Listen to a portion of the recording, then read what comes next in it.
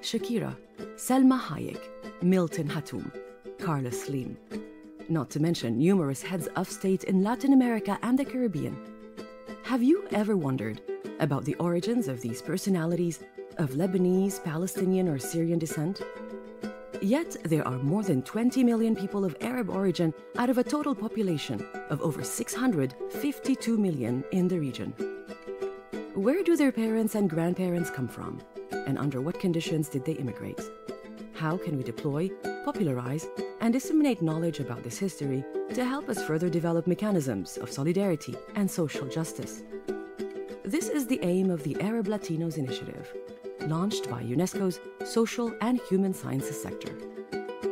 Christian Mouroux, welcome to the Arab Latinos podcast. How would you introduce yourself? Hi, Amina. Thank you so much for inviting me to this space. I will say I'm a film producer and a cultural manager, festival director. That's being dedicating a big part of his professional life in promoting cultural diversity through film exhibition and also through film production, and specifically the Arab Latino dialogue through one of our main events, which is organized by Cine Fertil, which is the association of which I'm the president. Which is based in Argentina. Which is based in Argentina. And we've been organizing for the past 10 years and more the LatinArab International Film Festival, which is based in Buenos Aires, Argentina, but it's also expanding to other countries in the Latin American region, which aims to promote Arab culture and the cultural diversity through the exhibition of Arab films and also other cultural manifestations. And also we promote the dialogue between productions in the area of the film industry, promoting co-productions between both regions through co-production forum and other initiatives. Yes, and then can you concretely explain us the significant role that films and the film industry can play in raising awareness on the Arabic imprint in Latin America and the Caribbean, and vice versa? Well, film is first and foremost one of the most popular artistic and cultural medium in the world, and it's been so for quite a while now. And it's a matter of promoting visibility for our societies and our cultural production in a moment, and it's been so also for a long time, where you have such a big concentration and hegemony of certain narratives that trying to push for the space, for the visibility of alternative narratives through such a popular media, and at the same time a media that can engage audiences in a way where you erase that perception, that supposed perception of otherness, that it's that engagement of the audience and sustained over time can really make a difference in making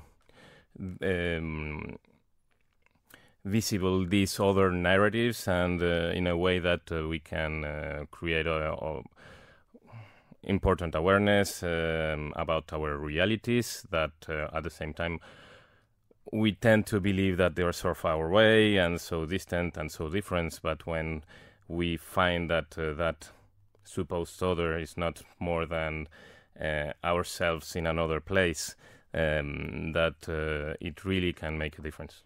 Yes, and also you are a laureate of the Chara Prize, co-laureates.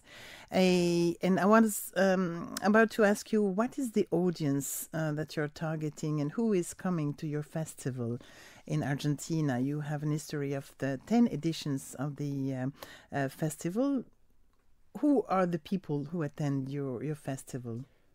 General audience, from just cinephiles that they love cinema and they're interested in finding really great films from anywhere in the world, and they can access to these films that wouldn't be accessible otherwise outside of our festival in countries like Argentina and all around Latin America.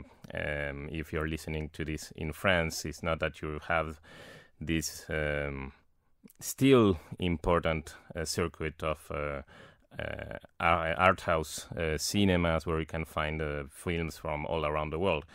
There, 97% of theaters only screen films from Hollywood and so on, and also it actually you even have little room for European and even Argentinian or Latin American cinemas. So pushing to create that space, it's really very welcomed by audience that are eager to find this sort of cinema.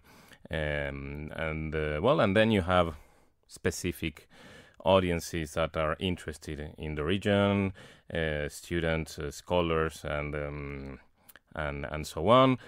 You can also find. So it's both fictions and documentaries. Fictions and documentaries. Yes, it's a competitive festival with.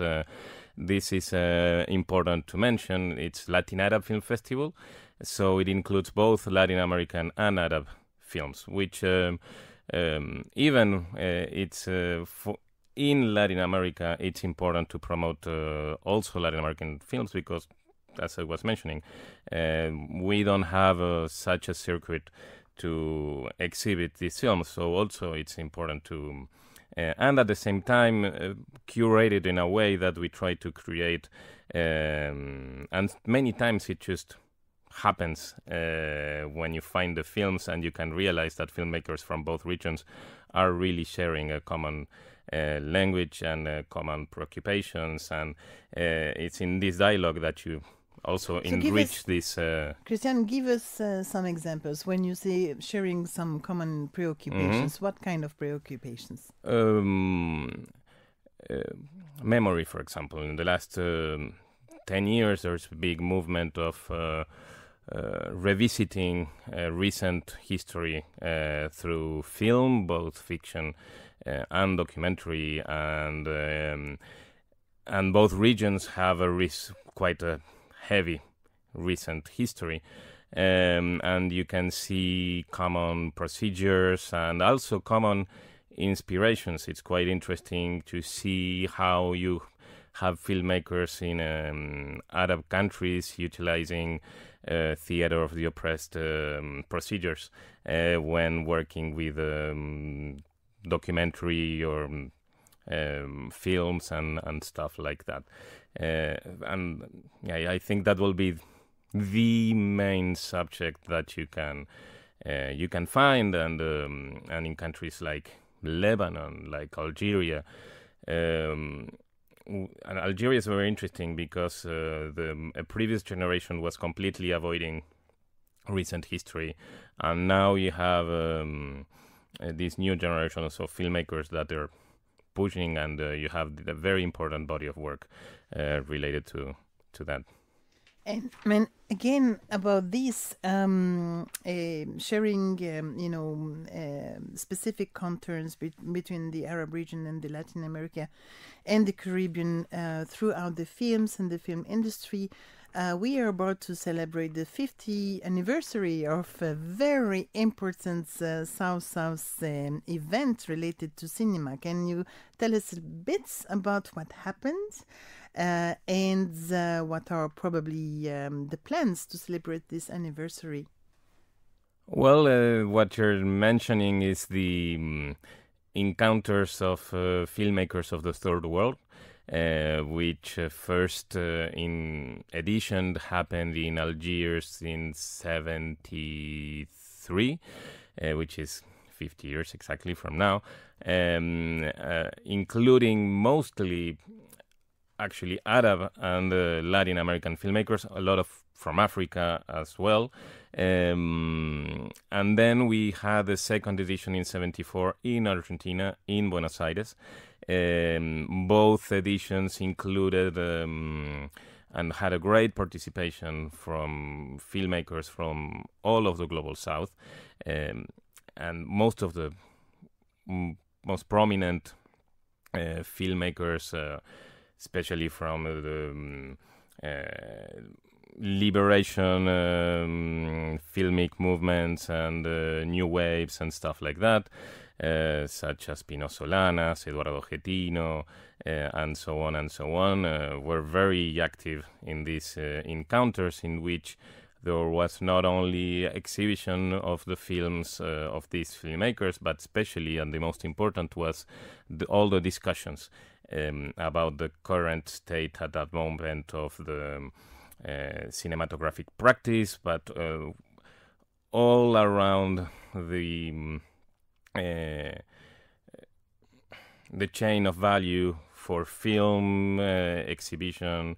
They were not thinking just in one of the aspects of the chain. They were trying to figure out everything as a whole, in a sense that they were all sharing this preoccupation in how to have real national cinemas in their countries, how not to depend on resources from the global north, how to not you can have inspiration, but how to develop their own voices, their own ways of narrate through film. These encounters, they will always end with a common document and so on, and they were interrupted mainly because in one of the parts of the world, in Latin America, this process is very incipient, and they didn't last long of emancipations, and well, it was quite troubling moment in history, but they were interrupted by the dictatorships in the 70s. So that dialogue was completely cut off, artificially, I will say, because the people, they wanted to encounter, they wanted that dialogue. And in some ways, they found their ways also to continue the dialogue and the cooperation. Absolutely. But in a more of an underground level. And well, now, ever since we started with the festival, we had the privilege of working a lot and sharing even the office with one of the directors of these encounters in Argentina. He was the president of the Institute of the Third World. His name was Sad Shedid. And we were very inspired by the spirit of this in order to create a LatinArab and continue developing this South-South vision, when we also created the LatinArab Co-Production Forum, through which we launch open calls looking for projects that can be created in co-production between both regions, and that now luckily we can talk about more than 10 films that has been done that were beneficiaries of participating in the forum. So then, how UNESCO could further work towards this ideal of social justice through, for instance, the support to South cinema production, or how UNESCO could support your initiative, for instance, or vice versa? Of course, I think the vice versa is important, because it's all in the same way. South-South, it's about synergy. These kind of collaborations, they also have to be synergetic, and you cannot always just wait from one of the parties to. We believe in symmetries, and that's why we believe that South-South is the way to go, because it's a symmetric relationship, or it should be, at least. And specifically about your question, first, what I want to say that after more than 10 years of this line of working, with this line of work, all of us in Cinefertil were super proud that this is happening, and also in a sense that it's a way of crystallizing the vision, and for us it's even if it's not a specific recognition to our work, it's a recognition to the vision. It's realizing that what we are not alone now. We were going through the right track. This feeling of not being alone, of course, it's we know it's going to become something really powerful and concrete, because, well, we work in the cinema domain, and but of course there is a lot of ground to cover, and you cannot cover it only with one organization and so on and so on. I think with cinema we can contribute a lot for the Arab Latinos. I think we can both UNESCO and Cinefertil benefit from this synergy, helping each other to grow Arab Latinos program and LatinArab Film Festival and the Forum and so on. For example, thinking out loud, it's already helping the network that is starting to become